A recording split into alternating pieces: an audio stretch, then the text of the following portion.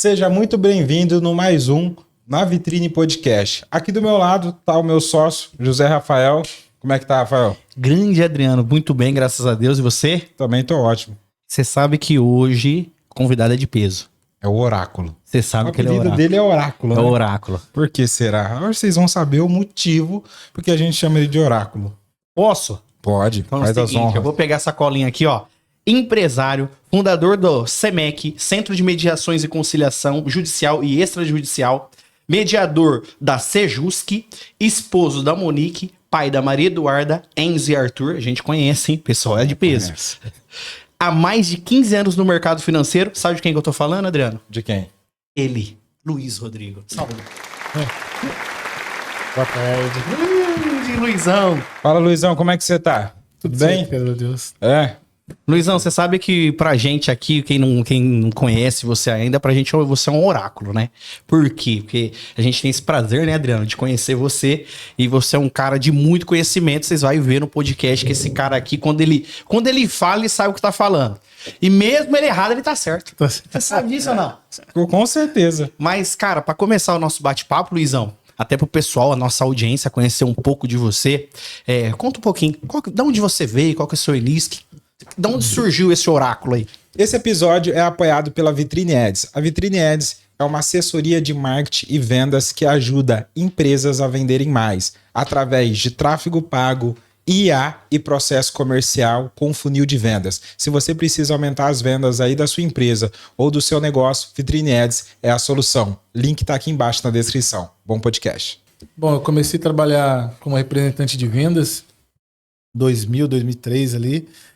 Saí de Marília, fui para o Espírito Santo 2005, trabalhar na Microcamp, né, na parte de dívidas ali, de cobrança. Aí trabalhei também para um banco lá, a prestação de serviço também de cartão de crédito. E foi o início. Dentro dessa empresa eu tive os primeiros acessos ali à parte de cobrança financeira, renegociação de dívidas. Aí tive um treinamento também com o pessoal do Banco do Brasil, parte de call center mesmo, né? Tava iniciando aqui no Brasil essa parte de cobrança mesmo, utilizar um call center como cobrança. Aí em 2012 eu voltei do Espírito Santo para Marília, entrei no escritório de advocacia e a gente começou a implantar a parte de cobrança jurídica, né? Cobrança quase que um call center mais de mediação, de conciliação e mediação e cobrança ali, mas dentro do escritório jurídico. Tá?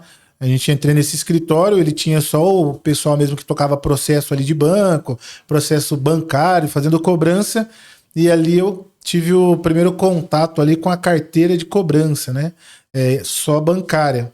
E a gente montou ali o primeiro call center, foi evoluindo e trabalhei esses 15 anos fazendo cobrança. No meio tempo ali, eu fui estudando também, fiz faculdade, fui fazendo pós-graduação, fiz a parte também de mediação e conciliação para prestar serviço para o Estado também. Trabalhei no Procon, passei no concurso Procon, trabalhei um tempo lá também, dentro do Procon, e aí fui ganhando conhecimento sobre mediação, conciliação, acordo, dívida judicial, dívida extrajudicial, parte de banco, recuperação bancária, como que daria para fazer numa dívida de recuperação judicial, um acordo bancário com avalista, sem avalista. E aí você vai ganhando conhecimento, conforme você vai tendo ali ponto a ponto, dificuldade a dificuldade que você vai encontrando no caminho para fazer negociação, para conseguir aconselhar, para conseguir ter informação, você vai tendo informação, vai melhorando, né, a cada ano. Aí há 3 anos atrás, eu estava dentro desse escritório de advocacia trabalhando ali, fazendo a parte de gestão da equipe de cobrança, né, ativa.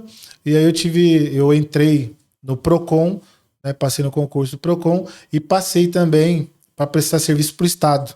E aí foi onde eu decidi abrir o CEMEC e trabalhar para mim, porque no Procon era a distância, né, e tinha opção, porque era prestação de serviço para o Estado, né, o Estado repassaria para você as audiências, né. E aí eu tive a oportunidade de entrar no Procon, no Sejusc, em 3 cidades diferentes, prestando serviço para o Estado. Aí eu abri o meu escritório, hoje eu faço a parte de negociação, mediação, cobrança, né, negociação judicial e negociação extrajudicial também. Luizão, somente para o pessoal entender, qual que é a diferença entre mediação, conciliação e negociação? A mediação, quando você vai estar entre duas partes já cientes, elas conversaram, elas entenderam que elas não conseguem chegar no meio comum sobre um determinado tema. Tá? Por exemplo, pode ser família, tá. pode ser dívida, tá? É um tema, pode ser um acidente de trânsito. Tá? Então, vamos supor, eu quero pagar 5, o cara só aceita em 2 vezes. Então é um impasse. A pessoa quer pagar, só que ela não tem condições de pagar do jeito que o tomador, né? Que a outra pessoa quer receber. Então o que acontece? É uma dificuldade. Só que quando as partes envolvidas elas estão conversando, tem aquela situação pessoal, emocional envolvida, né? Aí quando você vai com um terceiro ali na mediação, conversa com as partes, mostra os pontos positivos, negativos de uma negociação, de uma não negociação, né? Olha, se você não aceitar, você não vai receber. Judicialmente, não vai receber também. Porque pode ser que daqui 2 anos que você toque um processo para receber 5 mil, essa pessoa daqui 2 anos tenha condições que ela tem hoje de pagar em 10 vezes.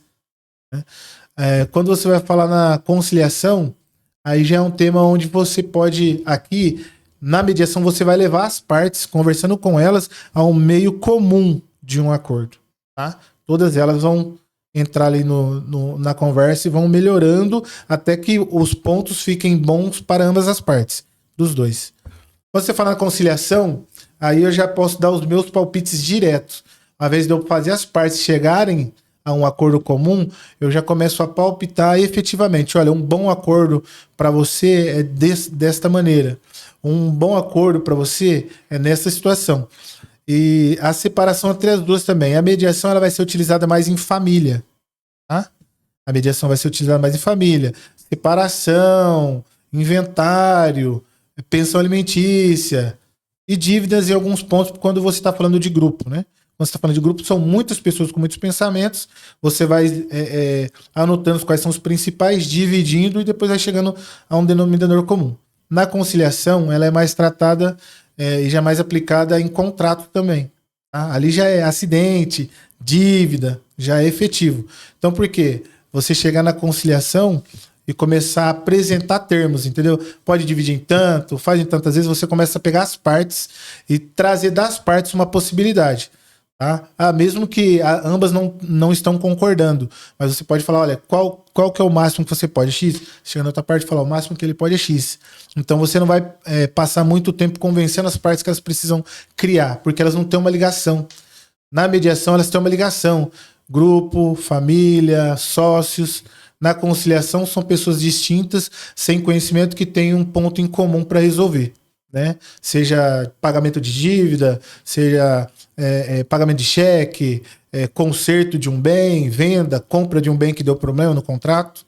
E quando você fala de negociação, já é a negociação extrajudicial e a judicial, que é você tem um processo em andamento, tem uma dívida que está lá aplicada e você não consegue o processo andar na velocidade que você precisa, né? Aí você fala, eu vou receber talvez daqui 4 anos, eu vou ficar 4 anos devendo. Então você tem 2 impasses. Quem quer receber está demorando porque tem todo o trâmite judicial para acontecer o pagamento, e quem quer receber tem que ficar aguardando isso também. E quem está devendo vai ficar com essa dívida ali atrapalhando a vida financeira dele. Por quê? Não negocia, não compra, não vende, não compra parcelado, que hoje é uma ferramenta para você trabalhar. Às vezes compra a prazo, vende à vista, é onde a pessoa faz dinheiro. Se você tem um processo judicial, isso te atrapalha. O advogado ele vai fazer o quê? Ele vai tocar o processo e vai tentar efetivamente uma posição judicial favorável para o cliente dele. Só que a negociação, o que ela faz? Ela entra no meio desse processo, ela estuda os pontos do processo, tanto da dívida, né, do devedor, como do contratante, né? Ele verifica os 2 lados e negocia efetivamente qual que seria a melhor opção para ambos, entendeu? Às vezes um banco, né? Vamos colocar aí que a gente faz com maior volume, vamos colocar um banco. O banco está lá com débito, está executando a dívida, não consegue receber. Quando você vai conversar com o banco, ele entende que ele precisa receber à vista. Vai conversar com o devedor, às vezes ele não consegue pagar à vista. Consegue. Aí é onde que entra a tramitação da negociação. Que é você transmitir ao banco a realidade verdadeira. Porque quando ambos, né, tanto o banco quanto o devedor, ambos têm receios, né? O banco sempre vai estar pensando que o cliente pode pagar mais e o cliente sempre vai estar pensando que o banco deveria cobrar menos. né? São a defesa de cada parte. Então, quando você entra nesse meio e consegue esclarecer que o devedor ali tem os direitos dele e o banco e os deveres dele, e o banco tem os direitos e os deveres, aí você começa a conversar e a pontuar aonde que cada um pode chegar ou dar uma liberdade para o outro para chegar num senso comum, negociar efetivamente um acordo que ambos consigam se beneficiar. O banco recebendo e o devedor conseguindo pagar. Seja à vista, parcelado, fluxo escalonado. Então você vai conversando com ambas as partes e vai apresentando para o banco as dificuldades do devedor, vai justificando para o devedor os pontos que o banco precisa para chegar naquilo que o devedor está buscando, né? Que seria uma atenção para ambas as partes mesmo quando você está fazendo uma negociação. Quando eu falo que ele é o oráculo, agora vocês estão conseguindo entender, né?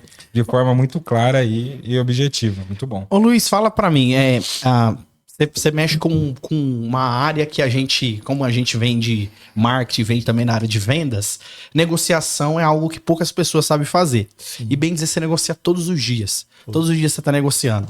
Com gente mais nervosa, com gente mais calma, com o que tá certo, com o que tá errado, você tá sempre negociando. Qual que você acha que é na sua opinião, qual que é um dos grandes erros que a pessoa, quando ela vai negociar, você fala, poxa, não cometa isso na sua negociação? Olha, eu acredito que a pessoa não estuda a própria dívida, tá? E os próprios direitos. Tá? Vamos colocar, às vezes você está negociando está falando com um devedor e ele não entende que ele é devedor. Simplesmente ele passa a culpa da dívida para a empresa que está cobrando ele. Então isso dificulta emocionalmente ele. A segunda situação também, se são dívidas altas, são dívidas que efetivamente bate dentro da vida financeira familiar dele, que acaba abalando a estrutura, não seria sábio ele fazer a negociação. Porque ele está envolvido emocionalmente. Quando você fala uma dívida de celular, quando você fala uma dívida de uma parcela, beleza, vai lá, negocia, pede um descontinho, paga. Mas quando você parte a ser uma coisa definitiva que pode impactar diretamente na sua vida social e familiar, aí você precisa do auxílio. Por quê? Porque você está envolvido emocionalmente. Como que você vai chegar num gerente de banco que emprestou um dinheiro para você e falar para ele, olha, eu não tenho condições de pagar? Ele vai olhar para sua cara, a primeira coisa que ele vai falar, poxa, mas quando eu te emprestei o dinheiro do banco, eu fiz um esforço para aprovação e eu preciso receber. Aí você vai ficar o quê? Entrou lado emocional. Você já não vai conseguir negociar mais. Tudo dali pra frente, você tá tão envolvido, ele vai falar, olha, eu não consigo fazer nada. Se não passar daqui, vai te processar. Se você não aceitar o acordo, me prejudica. Aí todo o envolvimento pessoal dele entrou na mesa de negociação, ele já não tem mais tomada de decisão. Ele já não tem peso e contrapeso como discutir aquela situação. Pra ele se envolveu demais no momento. Agora, quando você fala com um terceiro, um terceiro ali, negociando para você, tratando da dívida para você, ele não está emocionalmente, ele está matematicamente, tá? Ali envolvido, ele tem que chegar dentro de um parâmetro que fique bom e dê condições de você pagar mensalmente, né? Que não vá atingir a sua vida social, e ele também vai estar embasado ali, Código do Consumidor, Código Civil, negociação, então ele vai saber quando está acima do mercado, se o que o banco está querendo aplicar está fora do mercado, que hoje vamos colocar aí que os bancos normalmente estão trabalhando com taxa de 1,5%, 2%. Quando você consegue uma boa negociação, 1%. Quando você está envolvido emocionalmente, provavelmente você vai ouvir só o valor da parcela. Você não vai discutir o valor dos juros. E quando você está um terceiro que não está envolvido na dívida, ele consegue falar, olha, me passa então qual que é o valor presente da negociação, o valor futuro, como que funciona a antecipação de pagamento, né? Vai ter abatimento de juros futuro, caso eu consiga quitar isso antes. E aí a negociação, ela fica mais matemática, mais na lei, mais dentro de um ambiente mais seguro para o cliente aceitar. Diferente de quando você está envolvido emocionalmente, né?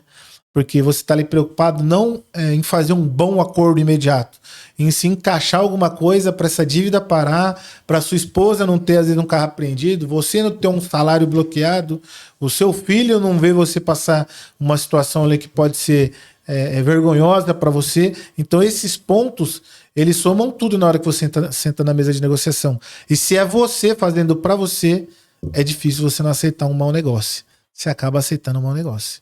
Porque, encaixa dentro do meu orçamento, então faz. Aí chega um momento, não encaixa mais, só que você aceitou uma taxa muito alta, você não teve desconto, pagou juros sobre juros e vira uma bola de neve. Ou, às vezes, parece que está dentro do seu orçamento, mas acabou ficando muito apertado pra você pagar a parcela. Aí você paga 5, estoura de novo, quebra de novo o acordo, aí vira uma dívida maior do que você tinha antes. Então, quando você vai negociar dívida, principalmente, sonhos, né, que foram ali, às vezes tiveram algum impasse no meio do caminho, porque é uma frustração total. Ninguém busca dinheiro no mercado se não é para um sonho. Não existe. Sim. Não tem outra busca. O dinheiro que vem do mercado é para o sonho, é para melhorar uma empresa, melhorar uma família, comprar um bem, fazer uma viagem. São só sonhos. Então, é a frustração que você teve de ter realizado até um sonho ou não conseguido o êxito desse sonho e ainda ter essa dívida para resolver. Imagine sentar numa mesa de negociação com todo esse embaraço de emoções e ainda saber que a pessoa que te apoiou, às vezes, naquele momento, tá falando para você que se você não fechar um acordo, fica ruim para ela dentro do emprego dela. É complicado. Principalmente em dívida de cartão, né, Luiz? Porque muitas vezes você vê ali que você deve ali uma dívida R$3.000, aí a hora que vai negocia lá para você em 36 vezes de R$200, um exemplo. Mas esses 3.000 já virou, um exemplo, já virou R$9.000. Aí você deixa de pagar esses 9, a dívida, pelo que você tá falando, a dívida depois dele não passa a ser mais em cima dos 3. Agora vai ser em cima dos 9. Aí ele renegocia em cima dos 9 de novo. Não conseguir pagar, ele vai virando aquela bola de neve. E aí a pergunta que eu te faço é o seguinte: o banco, ele perde dinheiro, ele perde capital quando você vai lá e deixa de pagar ali alguma dívida? O banco, ele perde isso aí? O banco nunca vai perder, né? O banco, ele vai vender para uma securitizadora, ele vai vender para um terceiro essa dívida, ele vai lançar dentro do balanço dele como um prejuízo, né? Tanto que fica no Banco Central lá marcado o seu SCR, constando como você deu prejuízo a uma instituição bancária. Então, até quando você está ali no SCR, você fica em torno de 2 anos sem conseguir fazer um financiamento, porque fica constando aquilo lá. Você tem que pagar uma dívida, às vezes, com 90% de desconto, você paga, mas você fica inscrito no SCR, que é um período que você tem para voltar a fazer negociação. Porque o banco ele informou para o Banco Central que você, como devedor, deu prejuízo, ele lança essa dívida sua no balancete dele como prejuízo e ganha isenção fiscal, né? Então ele faz um peso ali, um contrapeso, para que ele não tenha prejuízo. Então ele tem isenção fiscal. Às vezes você começou devendo 1.000, sua dívida virou 10.000 e entrou 10.000 de isenção fiscal. Então o prejuízo do banco foi 0, né? Porque ele conseguiu isenção fiscal. Porém, você foi lá e conseguiu na securitizadora que ele vendeu a dívida pagar com 90% de desconto. Só que ainda você ficou inscrito lá no SCR. Tem mais 2 anos para você ficar ali para depois você virar alguém ativo no mercado e conseguir fazer novos empréstimos com instituições. Mas aí como que resolve isso? Um exemplo, esse tempo que fica o nome lá por 2 anos... ele fica e você não consegue fazer nada referente a isso, ou tem alguma coisa que você consegue... Dentro do a LGPD agora ela informa que nenhum tipo de informação pode ser transmitida para outros. É algo paliativo, né? Não resolveu o problema, mas momentaneamente vai te dar ali um respiro ali, né? Vai sair aquele cadastro, que seria pedir para o Banco Central fazer um ticket lá, uma reclamação, falando que você dali para frente você não quer que ele divida suas informações pessoais com outras instituições. Perfeito. Você sabe, né, Adriano, que pouco tempo eu e o Adriano fizemos um curso de finanças, né, Adriano? Nosso professor tá aí nos bastidores, tá aqui, abraço, Diegão tá aí com a gente. E você sabe que a gente vê muito erro das pessoas na parte de dívidas. Luizão, para um cara hoje, vamos falar assim, no Brasil quase não tem ninguém devendo. Tem alguém devendo, Adriano? Mercado ruim. Mercado ruim, quase ninguém deve no Brasil. O cara hoje, que ele tá, cara, bicho, eu tô perdido, tô devendo até as cuecas, eu não sei o que fazer, não sei nem por onde começar. Luizão, qual que seria o passo a passo pro devedor aí? Olha, é até meio complicado, né? Mas assim, no meu ponto de vista, tá? Por favor. Meu ponto de vista é quando você tá devendo muito, é parar de pagar mesmo. Polêmica, hein? Polêmica. Então, ó, nós não, que nós tá em dia. Mas o homem que tá devendo aí, ó, presta atenção nisso. Explica mais um pouco, Luizão. O que acontece normalmente no que eu acompanho, tá? Quando a pessoa adquire um débito, ele já arranca a possibilidade dele conseguir ali fazer acordos, refinanciamentos, financiamentos. Já dificultou a vida social dele. Ele já está sem crédito no mercado. É o primeiro passo. Foi a primeira dívida. Se ele já renegociar essa, ele dobra aquilo que ele devia já. Se ele não consegue pagar, piorou. Então vamos colocar que ele não consegue pagar nada. Ele vai pagar um pouquinho cada um? Não, ele para de pagar todo mundo. Ele faz uma análise de todas as dívidas dele, quais são as dívidas que vai diretamente impactar na vida social, que ele precisa negociar. Se todas elas são dívidas que não vai impactar na vida social direta, não vai penhorar um bem, não vai bloquear uma conta bancária, para de pagar tudo. Para de pagar, não paga o cartão de crédito mesmo, não paga o parcelamento mesmo, e começa a fazer o quê? Fazer decrescente, do menor para o maior. Começa a liquidar à vista. Eu tinha 5 mil em parcelas. Era 500 para um, 2 mil para outro, 1.500 para outro, 600 para outro, 300 para outros. Mas tem uma dívida que com 5 mil eu quito. Para de pagar todo mundo, pum, uma dívida a menos. Ah, mas agora as outras dívidas são todas altas. Aí vai começar a negociação. O que elas estão ali diretamente impactando na sua vida social? Nada? Então junta dinheiro para quitar à vista. Está impactando na vida social. Prevejo em prazo futuro que consigo levantar X valor. Aí você vai negociar o tipo de contrato que você quer. A taxa que você precisa. Entendeu? Ah, como assim, meu? Vamos colocar aí. Hoje não os bancos não apresentam muito, mas você tem fluxo escalonado. Você pode chegar num banco hoje, os agricultores fazem muito, que é pagar uma parcela anual. Ah, mas dá para todo mundo? Não dá. Cada caso é um caso, cada situação é uma situação, cada limite de dívida você vai ter uma situação para ser aplicada. Não dá para explicar tudo, mas vamos colocar um cara que deve aí 2 milhões. Vamos falar de um cara que deve. É o perfil dos clientes dele. É o perfil. Vamos falar, cara, como a nossa audiência é qualificada, muito empresário, empreendedor, muito cara ali que faz dinheiro, 2 milhões ainda tá no teto ali. Tá no teto, ele começa a atender. O teto não, melhor, tá no piso. Tá no piso. Começa, início, né? O início, 2 milhões. Não, é esse tipo de financiamento, né? O cara deve 2 milhões para um banco hoje. Se ele sentar numa mesa, 2 milhões de reais devendo aí para um banco, colocando que hoje o Banco Central exige uma garantia bancária aí em torno de 6 meses de recuperação, mudou. Só para vocês entenderem. O banco não pode emprestar mais do que ele possui de dinheiro de garantia. Ele tem um limite. O Banco Central controla essa instituição. Por isso que as instituições bancárias no Brasil, elas não quebram, porque por trás da instituição está o Banco Central. Então, a cada valor de dívida que o banco acrescenta no contábil dele, ele é obrigado a pegar uma parte da lucratividade dele e depositar como dinheiro de garantia no Banco Central. Então, ele está lá colocando um dinheirinho lá todo mês. Quando você fala em 2 milhões de reais de dívida, provavelmente o banco já recuperou lá e deixou lá guardado para garantir essa dívida que ele está mensalmente fluindo ela, fazendo ela crescer, né, cobrando taxa de juros e tudo. Essa dívida tá lá, já tem 1 milhão lá guardado como garantia. Isso para o banco é um prejuízo, porque o dinheiro que ele poderia estar vendendo, ele está lá parado.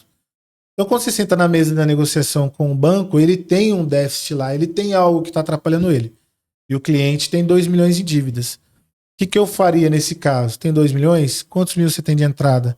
100, 200, 300 mil? 400 mil? Vamos guardar.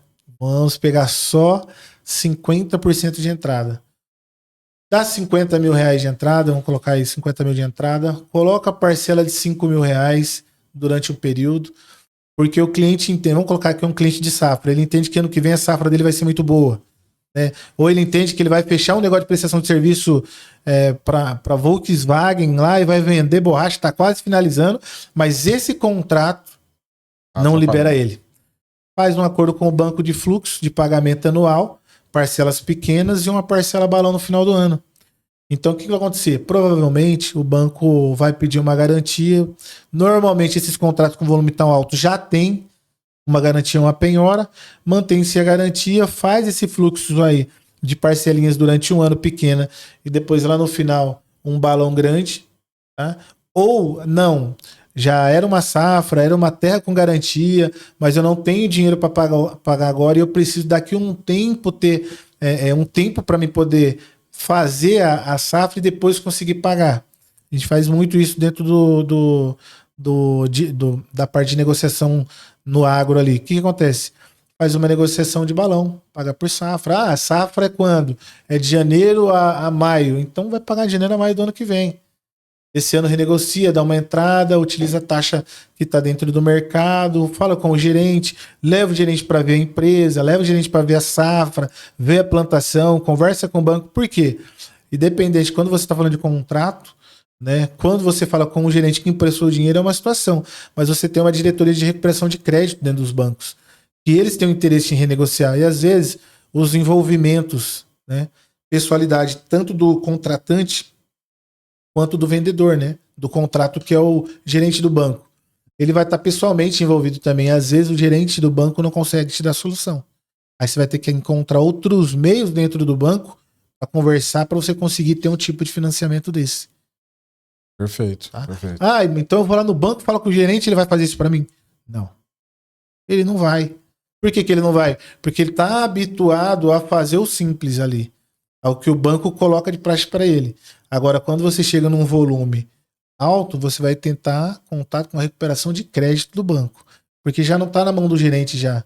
Coisas específicas vão estar um patamar a mais. Ele tenta ali ser um canal para você, mas eles pegam um negociador, um mediador que faz um canal direto com a parte de recuperação de crédito, e aí já sabe, né, já tem conhecimento dos tipos de contrato, meios de contrato que dá para ser feito, fica mais fácil, que o banco vai estar aberto, vai entender que você conhece e você sabe quais são os tipos que ele tem ali, tipos que ele tem para oferecer, não fica ali no gerente, parcela em tanto, faz tanto, parcela em tanto, e acaba não chegando a uma proposta que fique boa para você, ou para a pessoa que está esperando um contrato, ou para a pessoa que está esperando uma safra dar certo. Agora, quando você fala, isso é num caso de um volume alto. Assim, Luiz, e se eu tenho um financiamento de veículo, né? O que eu faria no financiamento de veículo se eu tiver uma dívida aí de 50 mil reais? Né? Eu negociaria, esperaria. Ah, eu não quero dívida. Faria lá entrega amigável com a quitação do contrato. Faria um fluxo escalonado também, parcelas pequenas, parcelas maiores depois. Quais bancos? Todos aceitam. Só que depende do quê? Como você vai comprovar, como você vai negociar, com quem você está falando, quem está passando as propostas de acordo para você. Por que eu falo isso? Porque às vezes o jurídico do banco, ele não vai te atender. Ele não está te atendendo. Ele está entendendo que você é só um devedor. Imagina se um núcleo de recuperação de crédito do banco começasse a atender todo o devedor que liga. O volume ia ser gigantesco. Aí quando ele senta para negociar com um devedor, ele fala assim, eu quero pagar menos. Estão me roubando. Começou tudo errado. Quando você fala no negociador, eu já aviso o cliente antes. Fala, olha, você entrou no banco. Você pegou dinheiro. A gente vai lá negociar. A gente não vai lá falar que você é um coitado, que você errou, que o banco tá te roubando. Não, você aceitou, é um contrato, tem taxa. A gente vai verificar quais são os posicionamentos do banco. Tá? Chegando dentro da sua realidade, a gente vai fechar um bom acordo. Não chegando, a gente vai continuar negociando. Que aí o tratamento é diferente de você sentar e normalmente quem tem dívida está emocionalmente envolvido. Ou ele vai aceitar tudo de ruim de uma vez só, ou ele não vai conseguir respirar para entender o que a outra parte está falando. Aí fica lá gritando que ele não deve, que banco só rouba, que banco cobra um juros absurdo. Banco não cobra juros absurdo. Banco cobra os juros que está lá dentro do Banco Central colocado que pode ser aplicado. Esse ano, se eu salvo engano, tá, gente? Eu não vou falar a vírgula certinha, mas está em torno de 44% ao ano. A taxa máxima que pode ser aplicada no Brasil. Lá pelo Banco Central. Se entrar no Gov, colocar taxa de juros aplicada para bancos no Brasil. Coloca Gov ou coloca Banco Central no final. Ele vai mostrar uma tabelinha. Tá? E ele fala até os bancos, como os bancos praticam. Ah, Santander trabalha de tal jeito, Bradesco trabalha de tal jeito. Ele já menciona, o próprio Banco Central menciona qual é a média de taxa que esses bancos aplicam em contrato. Se está ali e não está acima dos valores que estão ali apresentados, então quer dizer que não está fora do que o Banco Central está admitindo. E é uma lista, tá? Tem mais ou menos em torno de 15 bancos. Não é que o Banco Bradesco ou o Banco Y cobra X, que não pode cobrar a última taxa lá de 44% ao ano. É que o Banco Central fez uma lista e ele vai colocando a escala das taxas que são utilizadas. Aí uns bancos que são bancos novos, tá lá embaixo e eles aplicam 44%. Não tá fora, tá? Tá dentro, é só a lista. Se qualquer banco correr desde o primeiro até o último, qualquer valor desses é um valor que o Banco Central entende como uma taxa de juros não abusiva. Legal. Ô Luiz, assim, muitas vezes quando a pessoa ali tá endividada, tá com carro, busca apreensão, ou tá devendo ali uma dívida, né, no banco, ou até um produtor rural também, muitas vezes ele acaba falando muito com o 0800, né? Sim. Que entra somente para fazer a parte ali de cobrança. Aí quando ele tenta negociar com esse 0800 e o papel deles é só cobrar, eles não querem negociar, é aquele preço lá mesmo, ele acaba entrando para um advogado e aí aquele processo ele acaba se arrastando. A melhor forma de encurtar todo esse processo é procurando um mediador, um negociador ali para ficar entre as duas partes ali que tem um contato diretamente com o banco e também ali a parte jurídica ali que ele vê também que vai se arrastar esse processo por mais tempo. O mediador, ele encurta todo esse processo e faz com que essa negociação, que um lado está falando A e o outro lado está falando B, que chega ali em um meio termo para os dois, é isso? Isso mesmo. A intenção do mediador, do conciliador ali, da negociação, é fazer com que as partes se entendam que ambos estão perdendo enquanto o processo está correndo. O banco está gastando, o banco não quer gastar, o banco quer recuperar, o banco quer ficar com o mínimo de processo possível ajuizado, né? Ele está todo dia buscando ter um atendimento melhor, ter uma quantidade melhor de pagadores, né? E não ter um acúmulo gigantesco de processo, né? O banco está atrás disso. Só que, por outro lado, o devedor ele precisa entender também que ele, processando o banco, e ele não ganhou um processo. Vai se arrastar e tem um custo de 4 anos aí, provavelmente. E todo mês ele está pagando o advogado, todo mês. O que eu faço, né? O que um mediador faz? Ele entra no meio, faz com que as duas, que nem você falou, faz com que as duas partes se entendam. Só que ele tem um plus ali.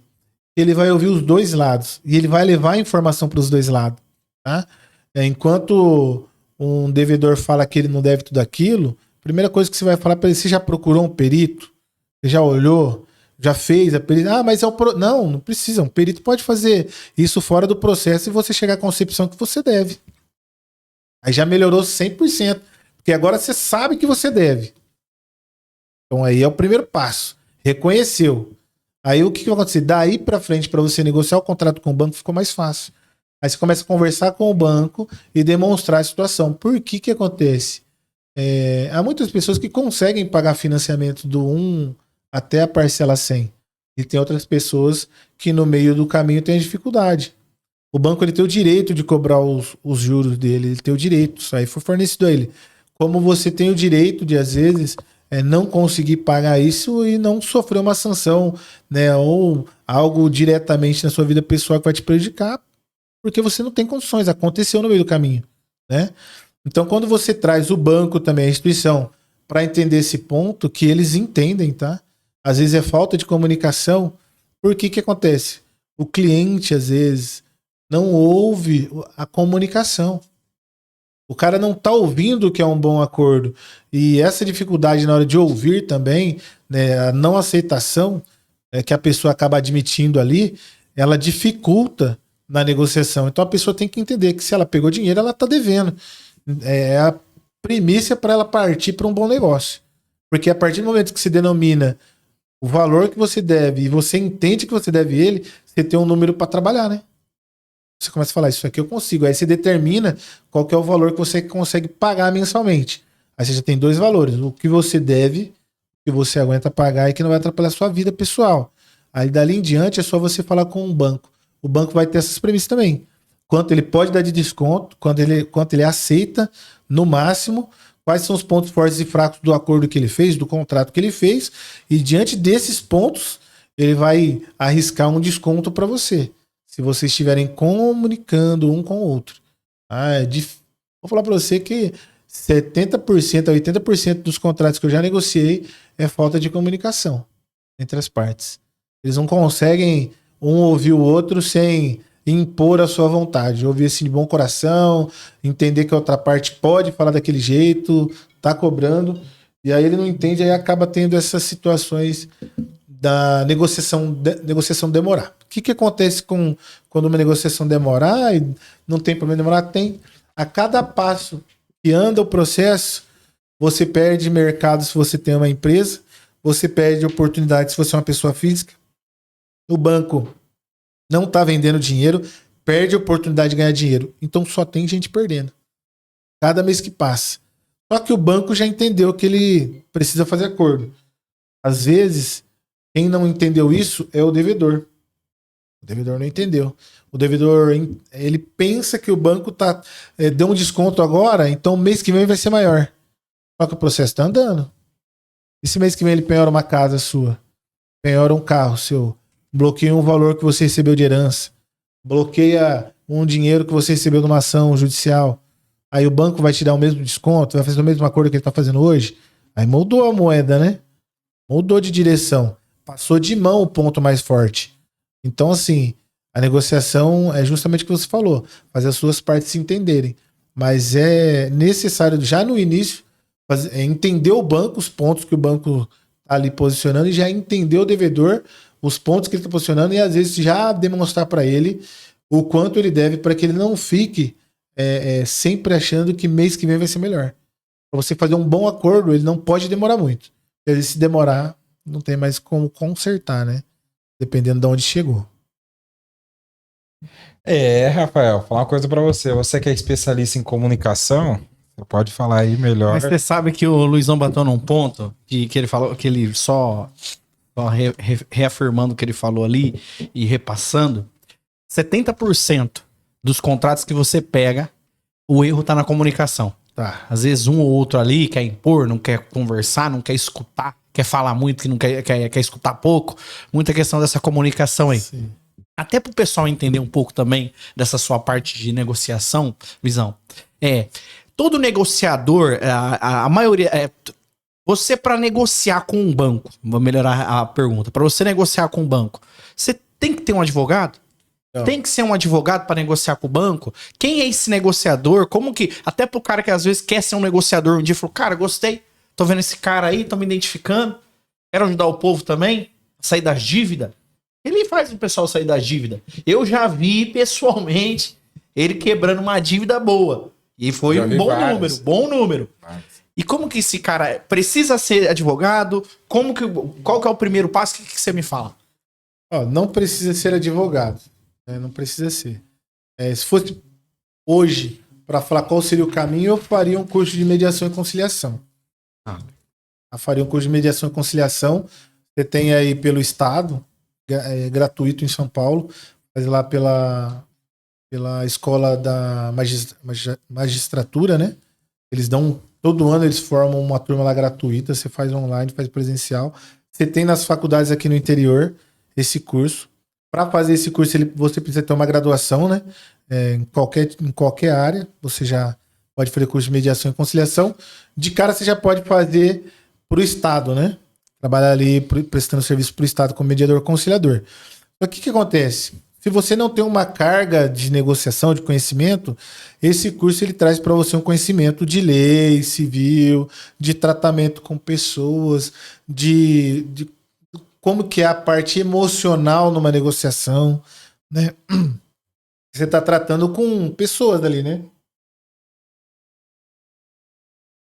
Que é uma coisa interessante. O funcionário do banco vira dono, se você não entender a comunicação dele. Parece que ele tá mexendo no bolso dele. Assim como o devedor pensa que foi roubado. Né? Nossa, eu fui roubado. Não, você não foi roubado. Você pegou um empréstimo lá, saiu com o dinheiro do banco.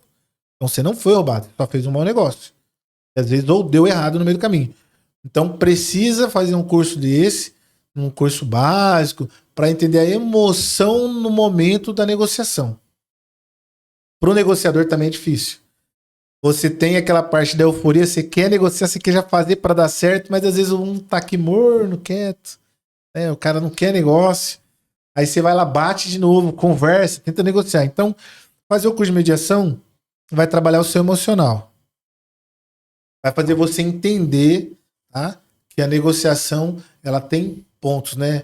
Começa, inicia, aumenta, troca informação, posicionamento, situações financeiras, contratos. Aí depois evolui. Perdão, tô falando pra caramba. Cadê a água? Onde coloquei?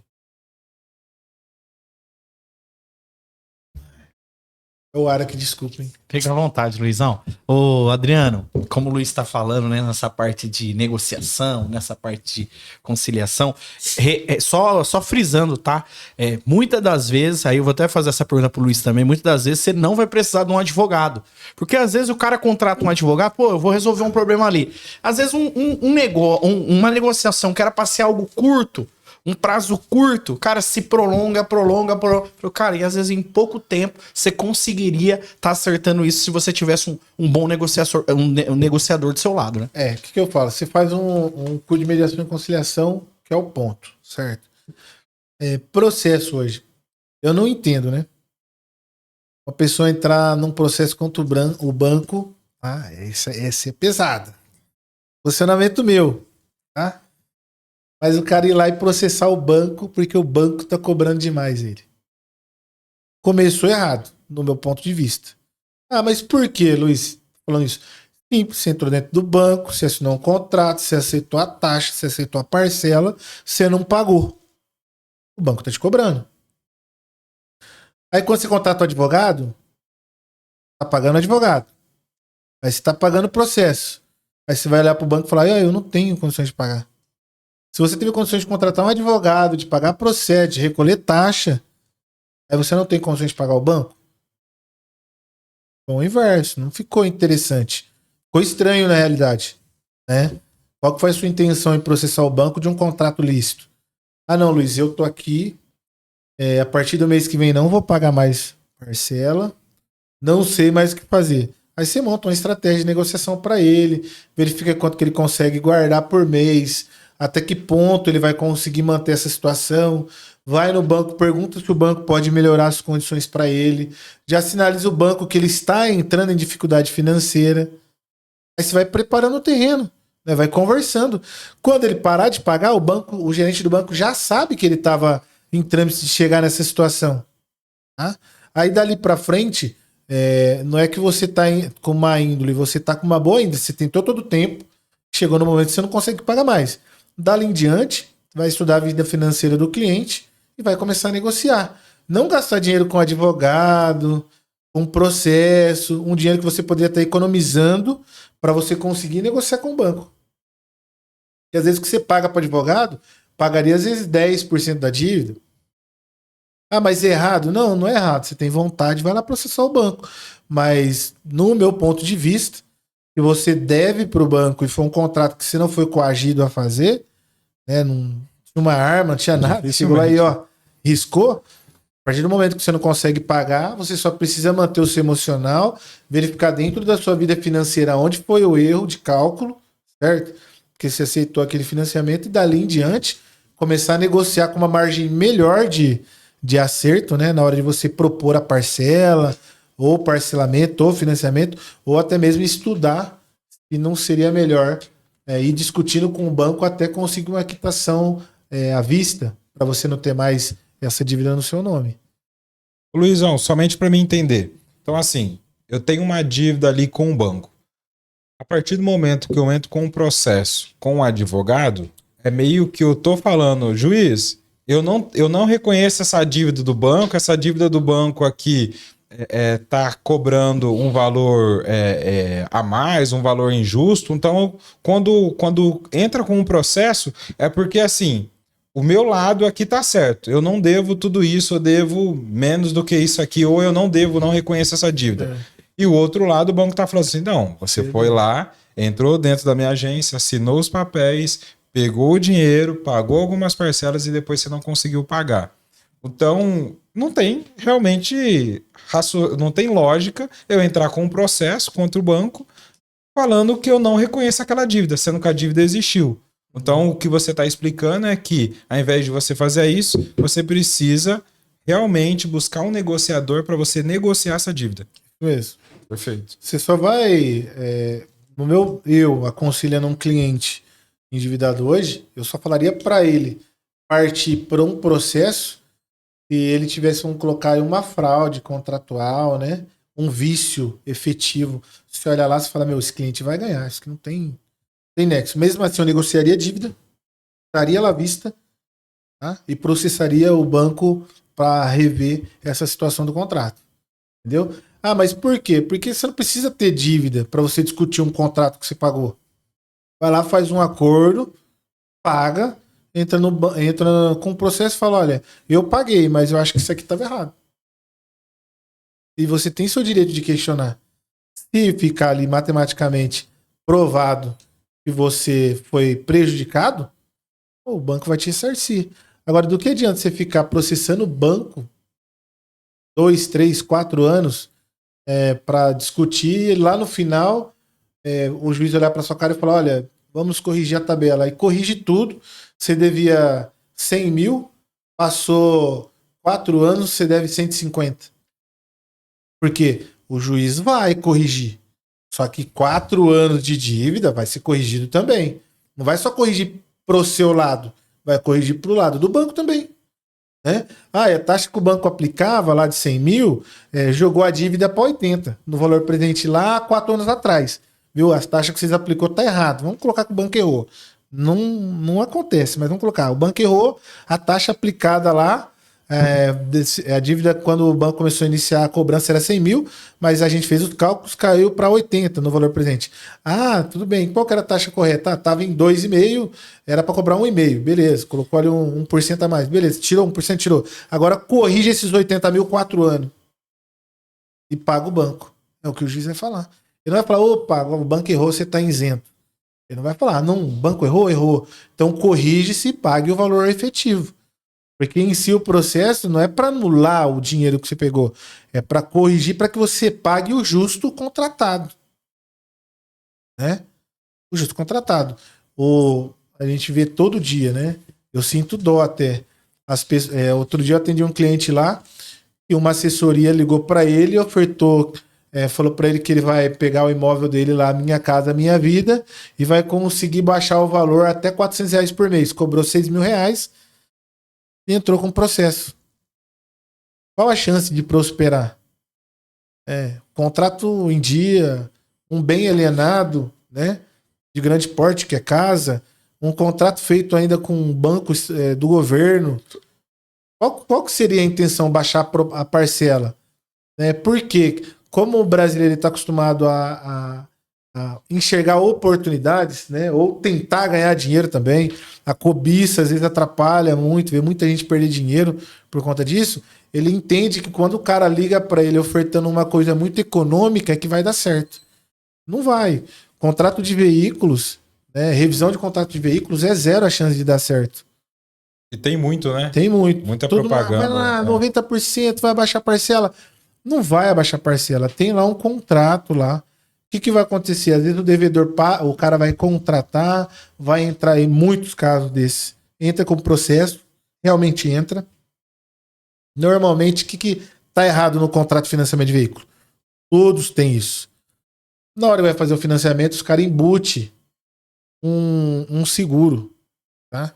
E o seguro, ele não faz parte do financiamento. O seguro é embutido. Às vezes o cara não explica, olha, tem um seguro aqui, tá? E você vai falar não para ele. Então ele fala, olha, a parcela ficou tanto, tá? A entrada é tantos mil, ele pega da entrada, ela vai lá, divide e bota um seguro. Aí esses seguros normalmente, aí até carro de R$100.000 aí, vai girar em torno de R$1.000 a R$2.000. Aí o cara te liga e oferta, olha, vai baixar sua parcela.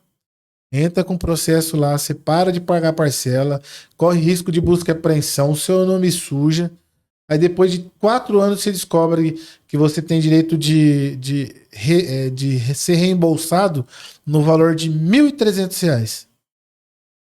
4 anos, nome sujo, risco de perder o veículo por conta de R$ 1.300. E a parcela corrigida para você pagar lá o carro. Compensou. Não frutificou. Agora, não, mas tem cara que paga carro com 90%, com 50%. Tem. Tô dizendo que não tem isso. Só que não foi uma revisão de contrato. O banco que iniciou a busca e apreensão do veículo, acabou ali não localizando o veículo, teve dificuldade na localização, o veículo perde preço todo ano. É um bem que deprecia mês a mês. E o banco chegou um momento e falou, se eu não pegar o que ele está me ofertando, não tenho condições de pegar o carro mais. Está sem pneu, está sem step, já está arriscado, está com certas situações que ele está me ofertando aí 20 mil, é melhor eu pegar 20 mil do que pegar esse carro. Então é uma conta matemática que o banco fez. Não é um processo. Quem você vê às vezes tendo um desconto foi porque negociou, posicionou, teve alguém ali tratando o contrato e acabou tendo ali um acordo bom. Tá? Mas isso só vale para você que entrou em dívida mesmo. Não é uma estratégia. A estratégia de um financiamento iniciou, termina de pagar. Tá em dívida, olha, eu tô vendo que eu não tenho condições, perdi o emprego, que pode acontecer com todo mundo, não tenho condições mais de pagar. Beleza, então vamos negociar para ver se a gente consegue quitar a vista, parcelar, devolver para o banco e limpar seu nome, vender para terceiro e quitar o banco. É uma negociação. Porque o banco vai estar cobrando um X valor, mas o veículo depreciou, vale X valor. Aí você vai conversando, vai chegando no meio termo até você conseguir fazer com que as partes se entendam e quitar essa dívida.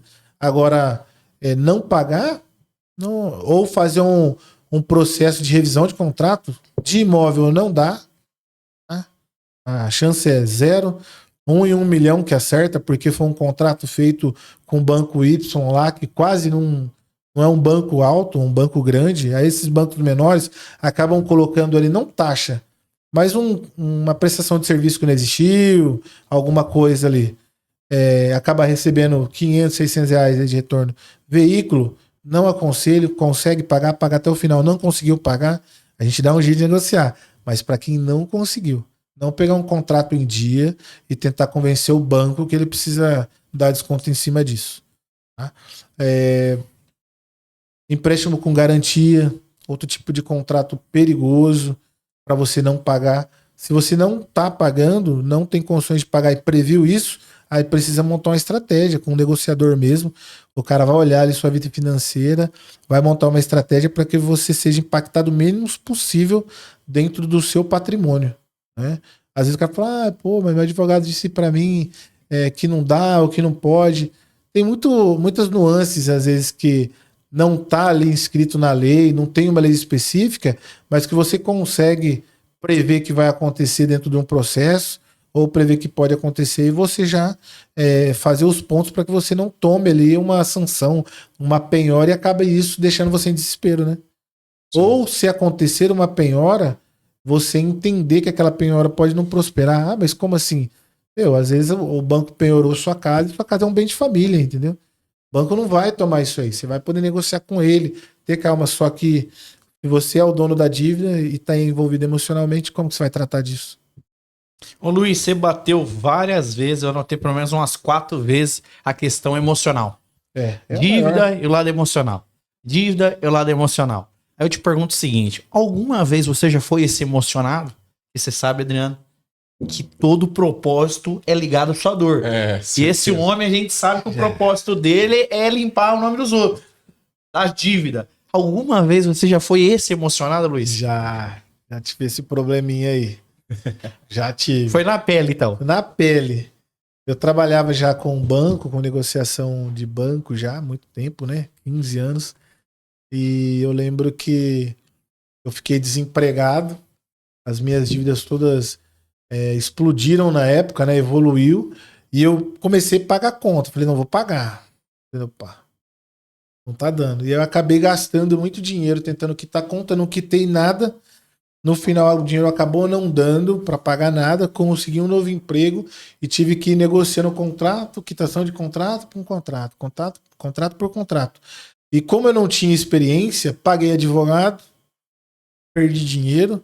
Ah, mas por que você pagou advogado? Porque na minha cabeça o advogado ia conseguir me livrar da dívida, né? Ser ali um ponto de flexão, né? Fazer as dívidas sumirem um pouco e eu conseguir voltar pro mercado. Porque naquela época, uns 10 anos atrás aí, um nome sujo no mercado para conseguir emprego era muito difícil, né? Você conseguir um emprego em uma instituição financeira, alguma coisa, você não entrava com nome sujo. Então, no SPC ou no Serasa. Então, eu fiz isso para tentar apaziguar e fazer acordo.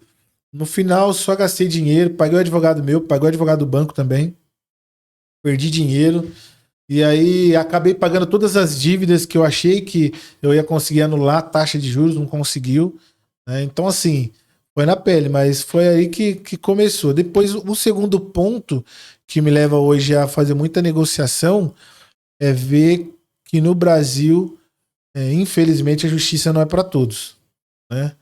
Vamos colocar, outro dia eu estava falando com uma advogada que se ela não seguir a tabela da OAB, né, ela não pode atender o cliente.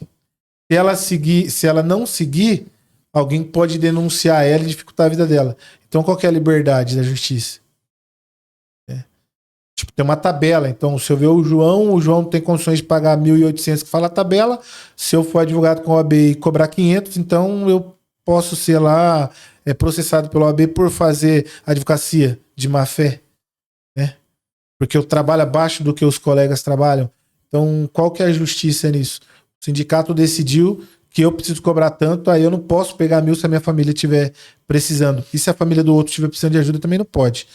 Trabalhando dentro do Sejusc, a gente vê muito que às vezes tem muita gente que está gastando dinheiro, tendo condições, não tendo condições, sendo cobradas ali a ferro e fogo, valores altos, às vezes para a pessoa, e ela está pagando parcelado, com dificuldade, né? E às vezes o cara tá lá, o cara chega de Mercedes e o advogado cobra o mínimo dele, porque ele vai trazer vários processos. É você que só tá levando um, não, você tem que pagar tudo, né? Então, assim, eu vendo essa discrepância entre o atendimento da pessoa necessitada, o atendimento daquele que tem condições de pagar, já me irritava, né? E a segunda situação é que a justiça tá lá, às vezes, para você, e é difícil, você busca um advogado, é muito caro. Eu já paguei uma negociação trabalhista que eu não acreditava no que aconteceu. Eu sentei dentro de uma audiência trabalhista para pagar o que eu já ia pagar já. Entendeu? Aí eu paguei o advogado, sentou lá dentro, se ele tivesse falado para mim, olha, a melhor saída de uma dívida trabalhista é acordo. Eu tinha feito lá no escritório. Dentro do ambiente onde eu estava, falado pro ex-funcionário, olha, você quer? Eu consigo pagar tanto. Porque dentro da audiência foi isso que aconteceu. Só que se o custo meu foi muito alto, né? Eu paguei muito naquela época para ter um acordo. Então, assim, não é para todos. E as pessoas às vezes não têm conhecimento. E quando busca a justiça, a dificuldade é enorme. Ah, porque não tem? Não, porque as portas para você ter conhecimento e entrar, o conhecimento tá longe do público total, entendeu? Então, o cara tá com financiamento de veículo e fala, ah, não tem saída. Não tem saída. Procura um mediador, procura um conciliador, procura um Sejusc, né? Se não tiver saída, procura um advogado. Mas procura um advogado, tá, que você verifique que ele tem a intenção de te auxiliar e já fala de imediato, doutor, eu quero resolver, eu não quero pagar processo. Porque o processo ele tem um custo pesado, ele demora. E não é um custo só financeiro, é emocional também. Você fica esperando uma resposta para dar certo e ela não chega. Então, muita coisa que pode ser resolvida dentro de cartório, dentro de um Sejusc, numa negociação, numa mesa, e às vezes as pessoas não têm poder aquisitivo para pagar, elas pagam um advogado parcelado em 10 vezes para fazer.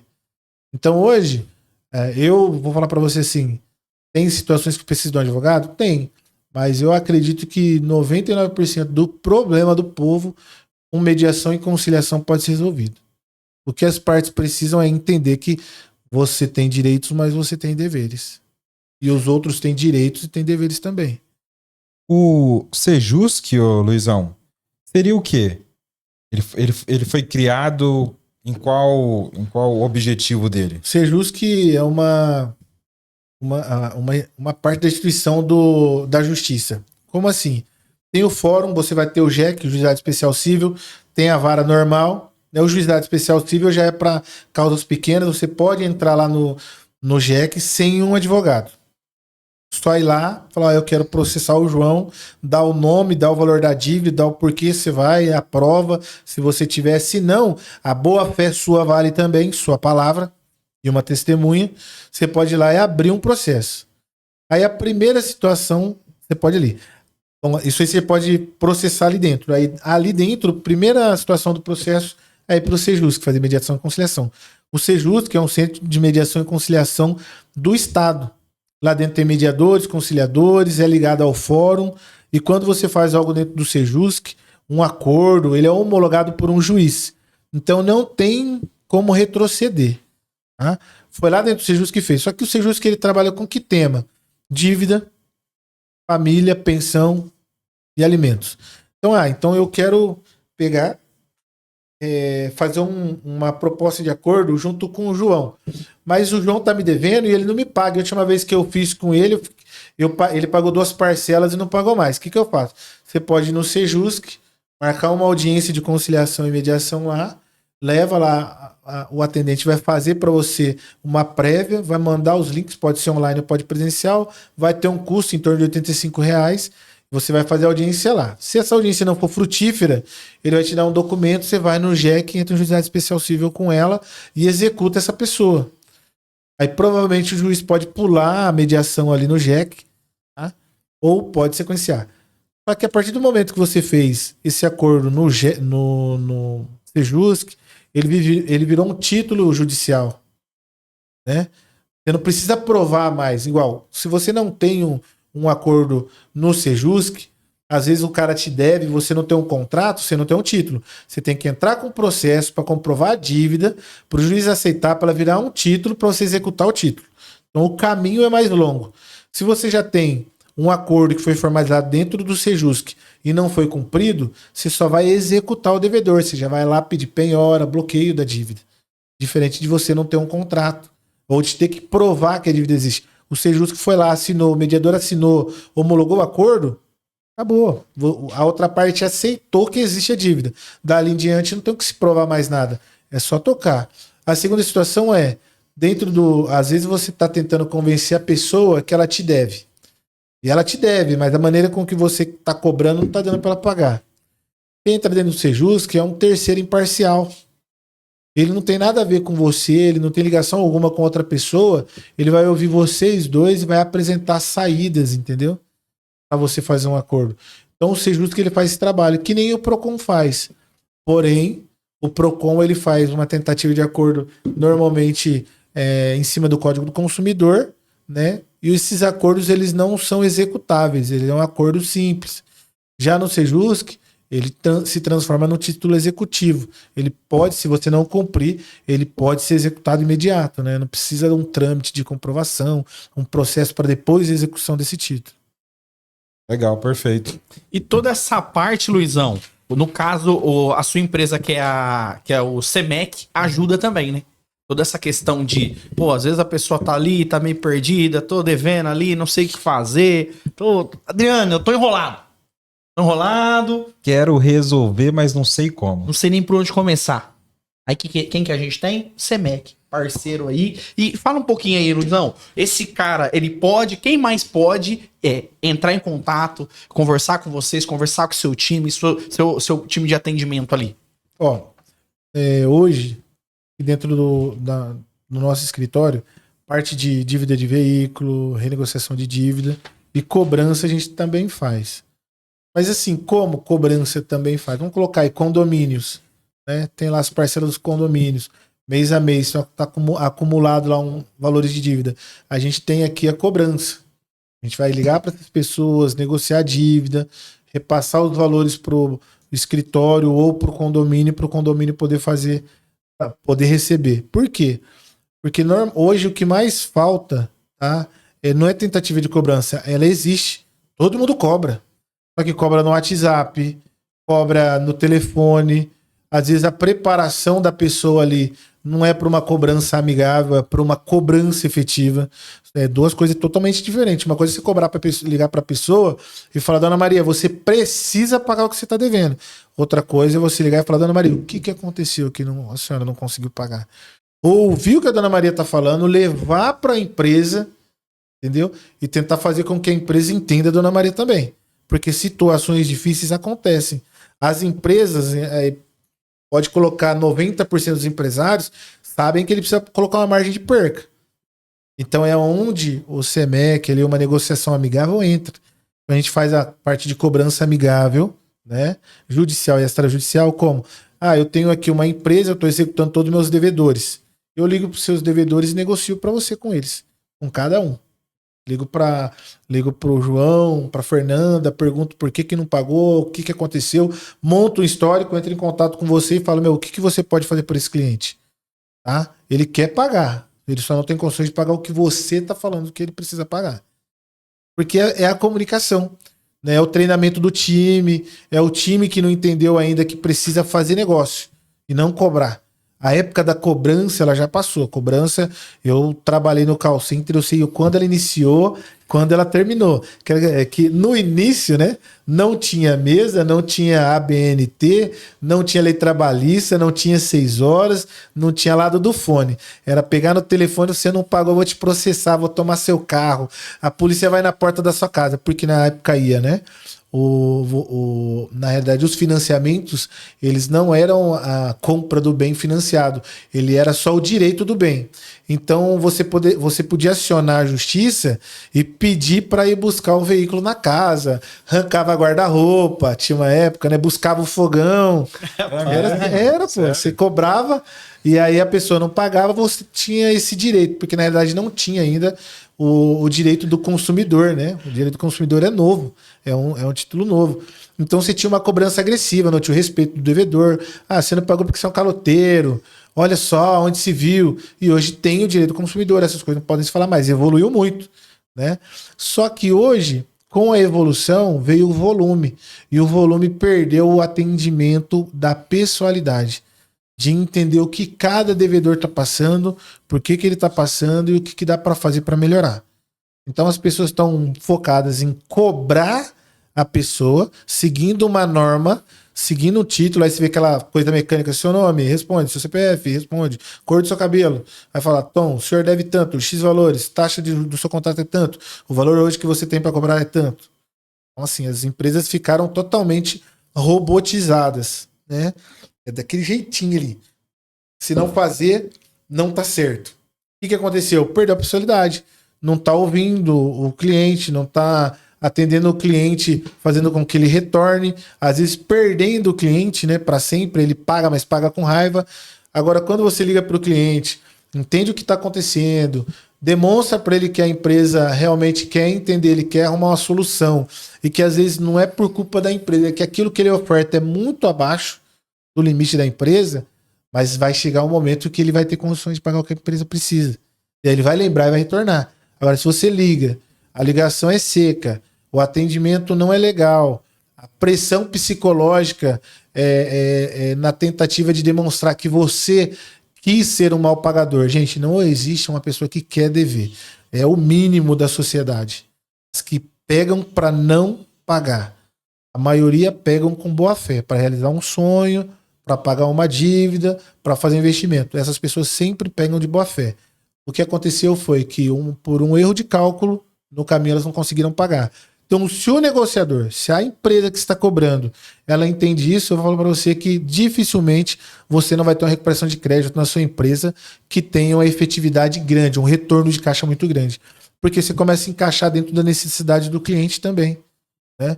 Não só cobrar, e sim negociar, falar com a empresa, demonstrar para a empresa a tentativa do cliente. Isso, claro, tem termos, né? Tem pontos, né, a ser estudados também do cliente, não é lá vão ter, mas pelo menos tentar ouvir as partes, porque se o cliente não conseguir pagar, pelo menos ele ficou feliz com o atendimento, na hora que ele tiver condições ele volta a falar com você. Então a gente faz essa parte de cobrança. Aí quando... Só para ficar claro, Luizão, as empresas, para elas poderem entrar em contato com você, a partir de qual que é o valor da dívida dela que ela consegue ter todo esse trabalho aí de vocês? Quando eu estou falando na prestação de serviço de cobrança do SEMEC, parcelinha de R$200 a gente cobra. Né? Trazendo um volume, a gente faz qualquer tipo de cobrança, a gente faz prestação de serviço de negativação também, né? A gente faz de um modelo um pouquinho mais acessível, que às vezes a pessoa não utiliza muito, né? Mas faz a negativação utilizando a parte de cartório, né? O cartorial é mais acessível, é mais barato. Às vezes vai para o Serasa, vai para tudo normalmente. A gente faz o cartorial. E as cobranças tendo em torno de R$200, a gente vai tentar ali negociar para o cliente, tendo o volume, né? Eu preciso, às vezes, não é o valor em si, é o volume. Se você me dá 100, 200, 300 clientes para me cobrar, no volume a gente faz a cobrança. Mas a gente faz todo tipo de contrato. Quando é cobrança, a gente cobrar o cliente para você é de 200 até 30 milhões, aí a gente tem coragem de fazer. Ou seja, você que está assistindo esse podcast, está precisando ali na negociação de carro, você tá ali que o pessoal não quer te pagar e você fala, rapaz, estão me dando uma dor de cabeça, entra em contato com o SEMEC ali. Adriano, passa rápido, não passa, Passa meu irmão? muito rápido. Fala a verdade. Voa, Você sabe que se fosse falar de dívida mesmo, não ia ficar 2 horas aqui, Luiz. Só falando de dívida. Não nossa, minha sua não, dos outros. Dos outros que a gente sabe. A gente não deve. Então, tamo aí. Ô, Luizão, deixa eu te falar. Até pro pessoal te encontrar nesse mundo chamado internet, esse mundo louco, e aí você já manda lá na caixinha de pergunta dele, tira todas as dúvidas. Tem um carro assim, tem um... Rapaz, eu sou fazendeiro lá do Mato Grosso, tô querendo negociar minhas terras aqui, minhas máquinas. Como que faz? Entre em contato com o Luizão. Como que eu faço como que nós te encontramos nesse mundo chamado internet, Luizão? Bom, eu tenho o site, que é o www.semecneg.com.br. Tá? Contato por WhatsApp também, no 14998338687, que é o meu celular. Tem no Instagram também, Semec. Tem no TikTok, tá Luiz Rodrigo Silva, né? Ou você coloca mediador, você vai localizar. Qual canal? Mais um. Bom, Instagram, Facebook, tudo Semec. Você vai localizar a gente. Nós vai deixar também na descrição, né, André? Na descrição aqui embaixo vai estar o site. E dentro do site vai ter o contato lá. E dentro do site também vocês vão poder entender um pouco mais sobre todos os serviços que o SEMEC ele oferece. E você, como que faz para te encontrar nas redes sociais? Você que é um cara da rede social, fala para mim. Muito fácil, só você aí, @Zé Rafael Júnior, ZE Rafael Júnior, você vai encontrar lá. E também eu quero pedir para vocês aí, já aproveitando aí, segue a gente lá, já se inscreve no canal, compartilha, comenta. Nem se for falar mal, fala assim, não gostei do óculos do Adriano. Pode falar, a gente aceita o comentário. Tá bom, Adriano? Mas para achar a gente, @VitrineEds e @Zé Rafael Júnior. E para me encontrar é muito fácil. Nas redes sociais, Adriano Rosa ADS, tanto no Instagram como no TikTok. Entra lá, segue a gente, acompanha também o nosso trabalho. E se você tem uma empresa e você precisa de marketing, você precisa atrair mais clientes, a vender mais, a Vitrine Ads é uma assessoria de marketing e vendas especializada em atração de clientes. Então, se você precisa alavancar as vendas da sua empresa, se você está precisando dar aquela movimentada, né, Rafael? Gerar mais demanda para o seu time comercial, a gente pode te ajudar nisso. O link também vai estar aqui embaixo na descrição. Luizão, suas considerações finais, meu amigo. Eu quero só agradecer a oportunidade, falar aqui com vocês, falar um pouquinho da empresa. É que nem você falou, tinha muito assunto ainda, né? É curto o tempo, né? Mas é bom que vai ter o segundo. Não, vamos fazer. Só que o que eu falo para qualquer pessoa hoje que teve a oportunidade de assistir a gente aqui antes de você fazer um processo, antes de você falar que você não deve, ou antes de você tratar isso, procura um mediador, um conciliador, um negociador judicial, né? Para que você consiga entender o que é dívida, como que funciona, como que é processo, custo, como que seria uma negociação. Por quê? Sempre vai ser melhor um terceiro, né, do que você envolvido emocionalmente naquilo. Perfeito. Sempre vai ser melhor. Perfeito. E uma outra coisa também que eu gosto, vou frisar aqui para vocês. Não sei se vocês conseguiram entender, eu acredito que sim. Se não, volta e assiste o podcast. Muitas das coisas que a gente paga hoje para serem realizadas, serviços, contratar ali advogados, tal, isso, aquilo, muitas das coisas a gente não precisa, porém a gente não tem tanto acesso à informação. Então procure essas informações, segue o Luiz lá nas redes sociais mais uma vez, pergunta, busca essas informações, porque a informação, Rafael, para mim é fundamental em qualquer negócio, para tudo na sua vida. A partir do momento que você tem informação, você não vai errar, você vai conseguir. Às vezes não serve para você naquele momento, mas você vai saber ali indicar, conversar com uma outra pessoa e também orientar. E esse aqui é o nosso papel aqui dentro do Na Vitrine Podcast. A gente vai ficando por aqui. Quer fazer alguma consideração, Rafael, sobre o podcast hoje? Luizão, obrigado. A gente agradece. Muito bom ter você como nosso parceiro, Obrigado. nosso amigo. E sucesso. A gente sabe que, gente, ó, banqueiro. Mercado financeiro. Eu falo, mercado financeiro. Fui! Obrigado. Hein?